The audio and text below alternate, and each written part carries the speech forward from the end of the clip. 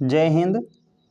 स्वागत है आपका हमारी खास सीरीज एसएससी जी 2025 टॉप 50 जीके जीएस एमसीक्यू में, जहां हम लाए हैं आपके लिए हर विषय से चुने गए सबसे संभावित एग्जाम फ्रेंडली और बार बार पूछे गए सवाल, वो भी बिल्कुल एग्जाम पैटर्न के अनुसार। General knowledge, general science, history, polity, environment, static GK तथा साथ ही साथ आप लोगों को करंट अफेयर्स कराया जाएगा। हर सवाल के साथ आपको मिलेगा करेक्ट आंसर। तो आप लोग चाहे पहली बार तैयारी कर रहे हो या रिवीजन में हो, ये सीरीज आपके लिए जो है बहुत ज़्यादा हेल्पफुल होगी और एसएससी जेईई की तैयारी को और बूस्ट कर देगी। तो जुड़े रहिए, हर दिन सीखिए और स्मार्ट तरीके से तैयारी कीजिए। और हाँ, इस जो वीडियो है आप लोग लाइक, शेयर और चैनल को सब्सक्राइब करना ना भूलें। तो चलिए शुरू करते हैं आज का जो सेशन है SSC JEE top 50 GK GS MCQ. तो फर्स्ट क्वेश्चन है, अम्ल वर्षा के लिए जो है मुख्य रूप से जिम्मेदार जो गैस है वो कौन सी है, आपको बताना है। अम्ल वर्षा के लिए मुख्य रूप से जिम्मेदार गैस कौन सी है? तो इसका राइट आंसर हो जाएगा CO2 और NO2। ऑप्शन नंबर बी, जो CO2 और NO2 है, यह जो है अम्ल वर्षा के लिए मुख्य रूप से जिम्मेदार गैस है। नेक्स्ट है, अम्ल वर्षा का पीएच जो मान है सामान्यतः कितना होता है?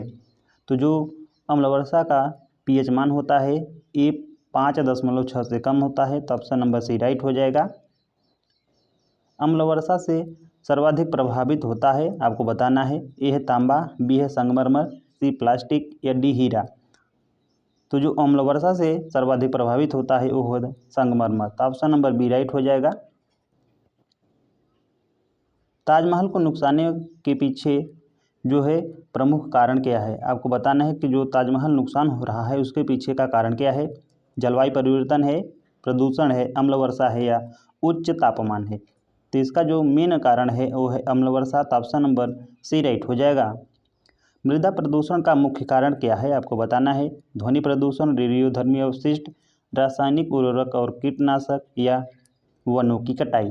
तो मृदा प्रदूषण का जो मुख्य कारण है वो है रासायनिक उर्वरक और कीटनाशक का सबसे ज़्यादा प्रयोग। तो ऑप्शन नंबर सी राइट हो जाएगा। मृदा प्रदूषण को जो है आपको बताना है कि मापने का सामान्य तरीका क्या है। पीएच परीक्षण, तापमान मापन या वायु विश्लेषण या डी है जल स्तर। तो इसका राइट हो जाएगा पीएच मापन। तो जो है परीक्षण यानी पीएच जो परीक्षण है, ऑप्शन नंबर ए राइट हो जाएगा।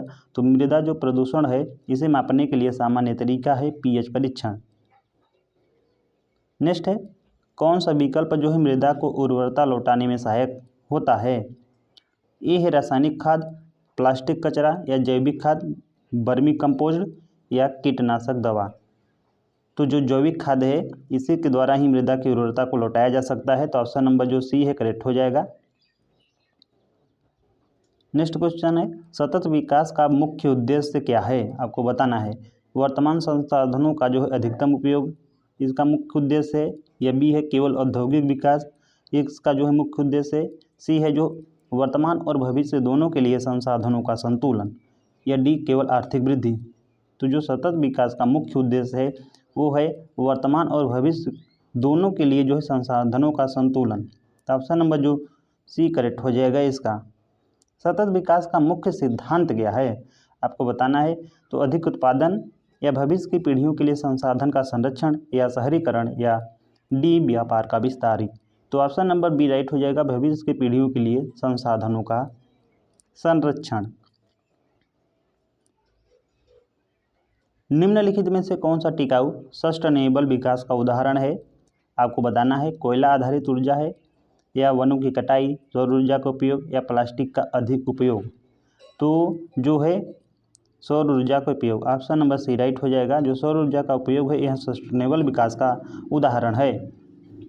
गंगा नदी का आपको बताना है कि उद्गम स्थल जो है कहाँ से होता है। बद्रीनाथ, गोमुख या अमरकंटक या गंगोत्री से। तो गंगा नदी का उद्गम होता है गंगोत्री से। ऑप्शन नंबर डी राइट हो जाएगा। यमुना नदी किसकी सहायक नदी है? गंगा की, गोदावरी की, ब्रह्मपुत्र या सरस्वती की। तो जो गंगा नदी जो यमुना नदी है यह जो है गंगा नदी की सहायक नदी है और यह जो है गंगा के दाएं तट से मिलती है प्रयागराज में। नेक्स्ट है, ब्रह्मपुत्र नदी को तिब्बत में किस नाम से जाना जाता है? तो सांगपो के नाम से जाना जाता है। ऑप्शन नंबर सी राइट हो जाएगा। सतलुज नदी भारत में किस स्थान से प्रवेश करती है? तो जो किन्नौर है यहाँ से प्रवेश करती है, किन्नौर डिस्ट्रिक्ट के जो शिवकिला दर्रा है उससे जो है भारत में प्रवेश करती है सतलुज नदी। तो ऑप्शन नंबर ए राइट हो जाएगा। नेक्स्ट है, ऋग वैदिक काल में प्रमुख आराध्य देवता कौन थे? आपको बताना है। विष्णु, अग्नि, इंद्र, शिव। तो ऋग वैदिक काल में जो प्रमुख आराध्य देवता थे वो थे Indra. Option number C right हो जाएगा। नेक्स्ट है, वैदिक आर्यों की आर्थिक जीवन की मुख्य विशेषता क्या थी?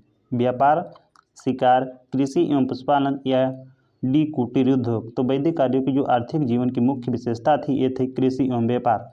ऑप्शन नंबर सी राइट हो जाएगा। आपको बताना है कि आर्य शब्द का जो आर्थिक या शाब्दिक अर्थ है यह क्या है? योद्धा है या कृषक या श्रेष्ठ व्यक्ति या व्यापार। तो इसका राइट आंसर हो जाएगा श्रेष्ठ व्यक्ति। जो आर्य शब्द है इसका जो शब्दार्थ है वो है श्रेष्ठ व्यक्ति। ऑप्शन नंबर सी राइट हो जाएगा। वेदों की भाषा कौन सी थी? प्राकृत, संस्कृत, पाली या अपभ्रंश। तो जो वेदों की भाषा है ये है Sanskrit. Option number B correct हो जाएगा। भारत की सबसे ऊंची चोटी कौन सी है? नंदा देवी, कंचनजंगा, माउंट एवरेस्ट या केटू गाडविन आस्टीन।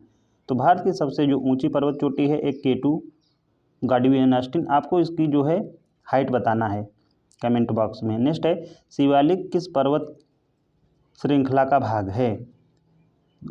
ए है सतपुड़ा का भाग है या बी विंध्य का, सी हिमालय का या अरावली का। तो जो शिवालिक है ये हिमालय पर्वत का भाग है, जो हिमालय पर्वत श्रृंखला है इसी का। ऑप्शन नंबर जो सी है राइट हो जाएगा इसका। नेक्स्ट क्वेश्चन है, भारतीय रिजर्व बैंक आरबीआई की स्थापना कब हुई थी? तो आरबीआई की स्थापना जो होती है 1935 में। ऑप्शन नंबर बी राइट हो जाएगा। जो आरबीआई का मुख्यालय है ये जो है मुंबई में है। दे ही दिया है क्वेश्चन में, आरबीआई का जो मुख्यालय कहाँ है? मुंबई में है। भारत में सबसे पहले जो राष्ट्रीयकृत बैंक कौन से थे आपको बताना है।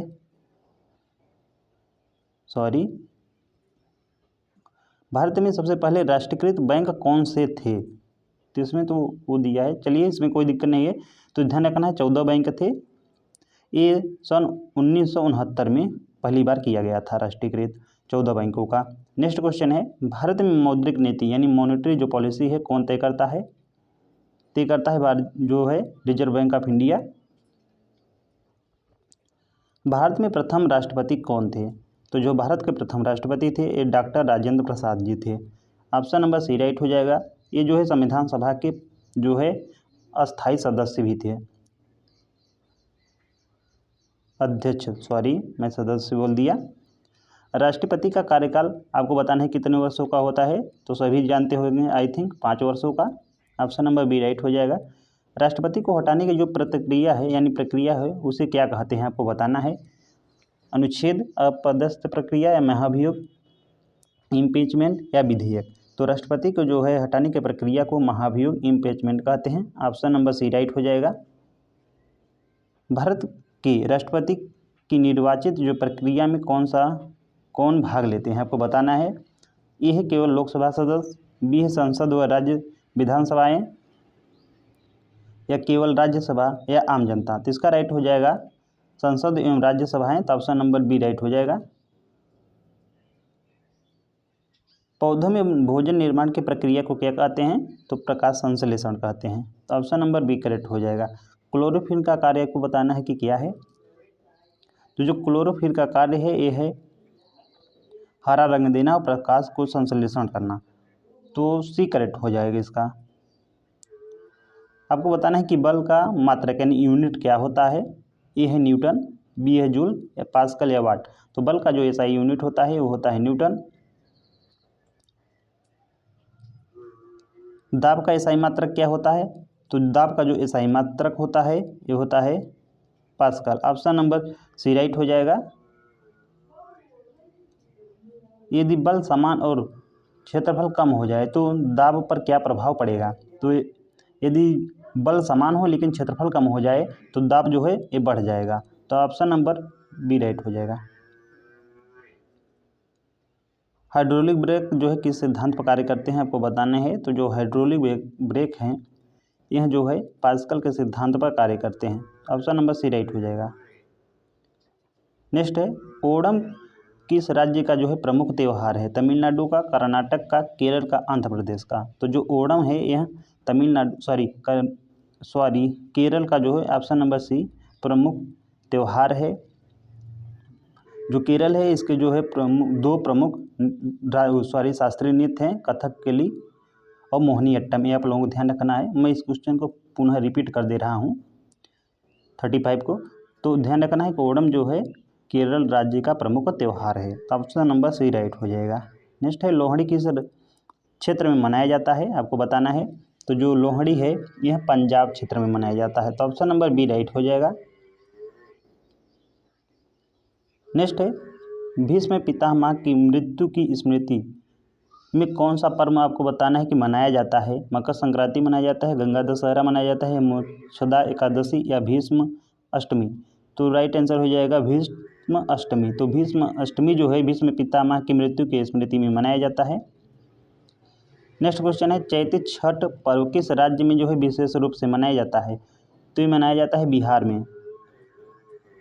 ऑप्शन नंबर बी राइट हो जाएगा। कौन सी धातु जो है तरल अवस्था में होती है।